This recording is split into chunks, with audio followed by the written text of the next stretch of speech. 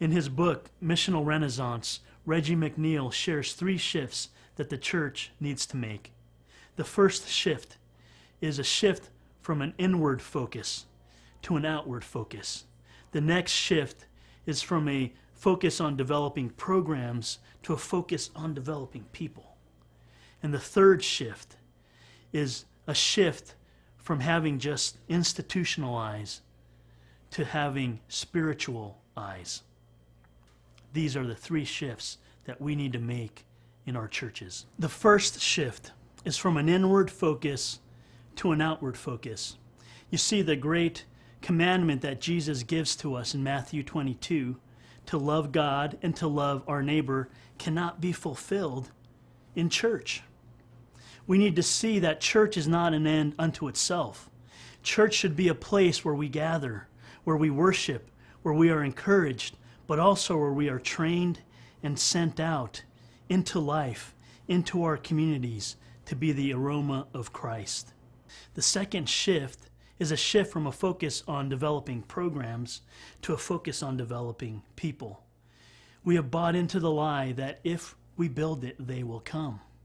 We have measured our success by the quality of our programs instead of by the quality of our people. We have not realized that church activity is not synonymous with spiritual vitality. So are we just entertaining people, or are we really developing disciples? Are we preaching to inform, or are we preaching to see transformation?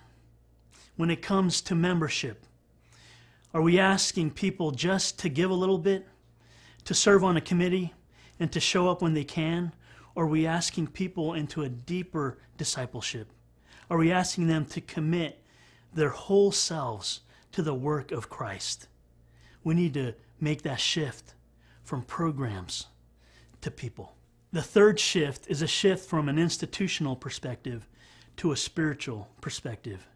In treating my diabetes, what I found is I can't measure my blood sugar with a thermometer. That would be ridiculous.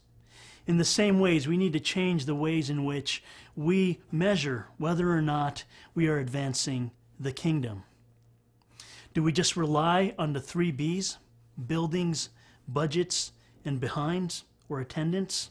Or are we measuring other things, like spiritual impact in the community, whether or not the community is getting better, whether or not people are becoming disciples? Let me ask you this question. Are your session meetings just business meetings? Or are they a place where people grow spiritually? Are you selecting elders just because they're great administrators, or because they're spiritual leaders foremost? We need to make a shift from an institutional perspective to a spiritual perspective.